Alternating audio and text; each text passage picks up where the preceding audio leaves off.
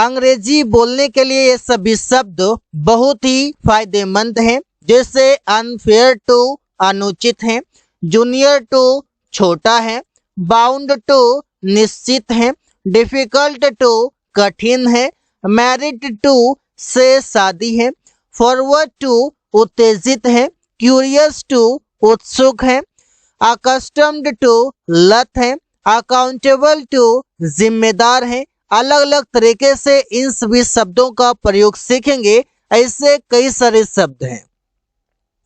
Unfair to मतलब है अनुचित है, जो चीजें उचित न हो, जो चीजें अच्छा नहीं हो, वहां पर प्रयोग करते हैं। इसे it is unfair plus V1 plus object होगा। अनफेयर के बाद टू भी आएगा।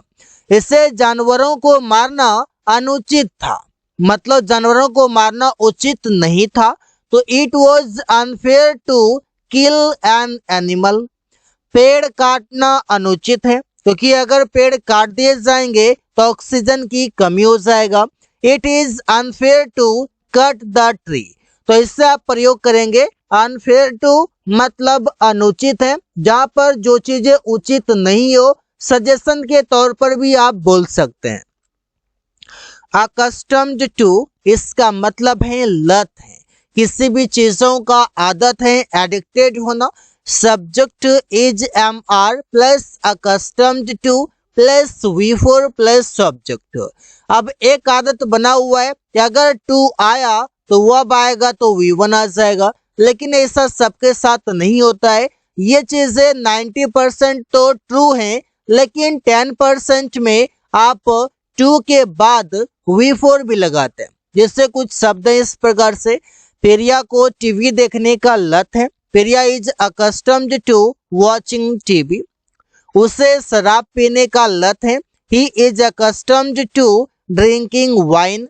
ड्रिंकिंग वाइन मतलब शराब पीना।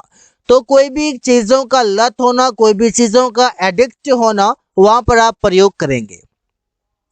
बाउंड टू मतलब निश्चित है। इसका प्रयोग कब करते हैं? जो चीजें सर्टेन हो, जो चीजें निश्चित हो, उसके लिए कोई काम का करना निश्चित होना, कोई काम का होना निश्चित होना। इससे मेरा वहां जाना निश्चित है। I am bound to go there. Subject होगा, इजमार होगा, इसके बाद बाउंड टू और टू के बाद V1 आएगा। रवि का अंग्रेजी सीखना निश्चित है। Ravi is bound to learn English. कोई काम का करना निश्चित है। इसे वारिस का होना निश्चित है, तो वहां पर भी आप प्रयोग करेंगे। सेटिस्फाइड विद मतलब है से संतुष्ट है। कोई भी काम से संतुष्ट होना, किसी भी व्यक्ति से संतुष्ट होना, वहां पर प्रयोग करेंगे। सब्जेक्ट होगा इजमार प्लस सेटिस्फाइड विद, इसके बाद ऑब्जेक्ट आएगा, मतलब यहाँ पर कोई नाउन आएगा। वो वहां जाकर संतुष्ट है, तो ही इज सेटिस्फाइड, वो संतुष्ट है। विद किससे? तो वहां जाकर गोइंग देयर।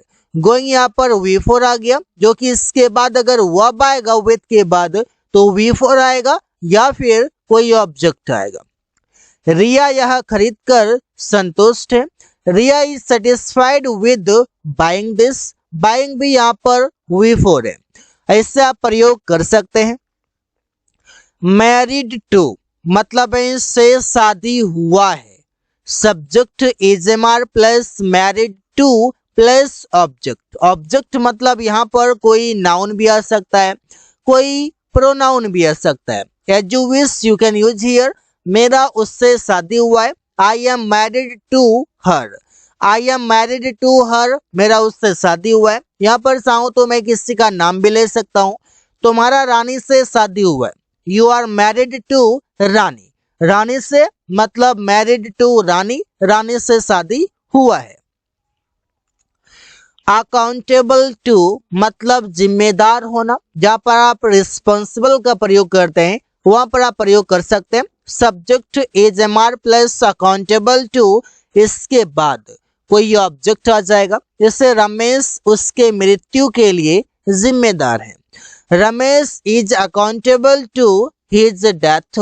क्यों? क्योंकि उसने लापरवाही किया, उसने जिम्मेदारी से काम नहीं किया। वे लोग इस दुर्घटना के लिए जिम्मेदार हैं।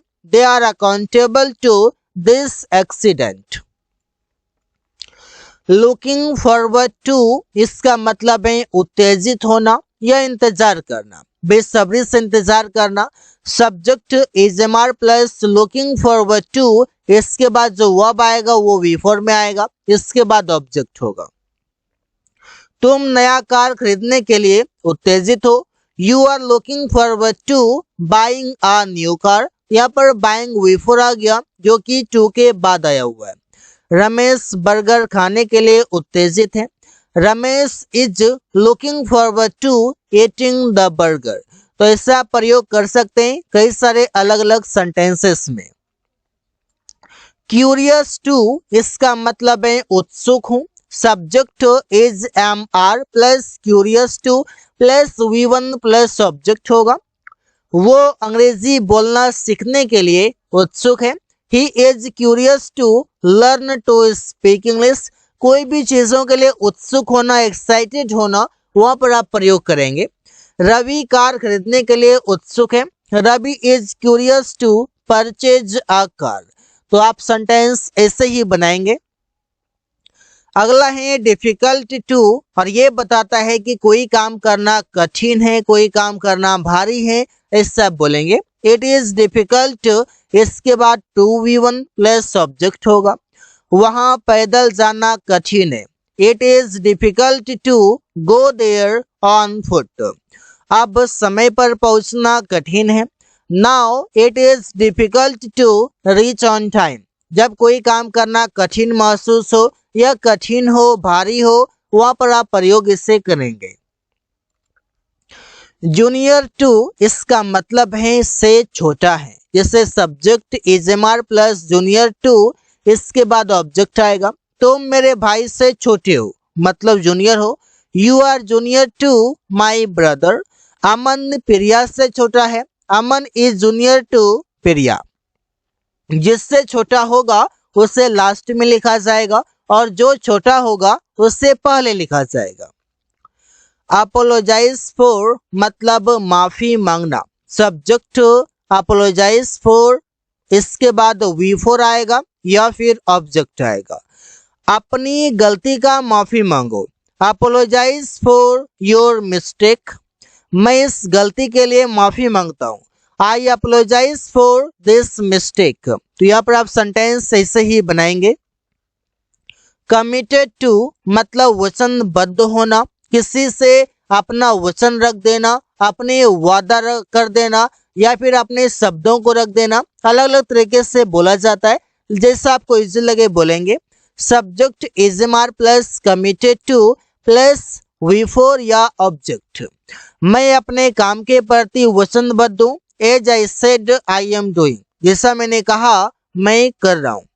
आई am committed to my work, मैं अपने काम के प्रति वचनबद्ध हूँ। प्रिया रोज खाना पकाने के प्रति वचनबद्ध है क्योंकि उसने कहा कि 10 दिन तक लगातार मैं खाना पका दूंगी। तो Priya is committed to cooking food daily. तो इससे आप प्रयोग करेंगे। कंटेंट विद मतलब है संतुष्ट है, इसके लिए सेटिस्फाइड भी आता है, लेकिन यहाँ पर हम कंटेंट विद का प्रयोग करेंगे। मैं इस किताब से संतुष्ट हूँ। I am content with this book. वो इस काम से संतुष्ट है। He is content with this work. तो इससे आप प्रयोग करेंगे। फेड अप विद मतलब है से उब गया है। Subject is am are plus fed up with, इसके बाद कोई ऑब्जेक्ट होगा। प्रिया खाना पकाकर उब गई है। Priya is fed up with cooking food. मेरा भाई इस बाइक से उब गया है। My brother is fed up with this bike. आप कोई काम करके उब जाना, कोई काम से उब जाना, किसी चीजों से उब जाना, किसी व्यक्ति से उब जाना, वहां पर भी आप प्रयोग करेंगे। So guys, thanks for watching. That's all for today.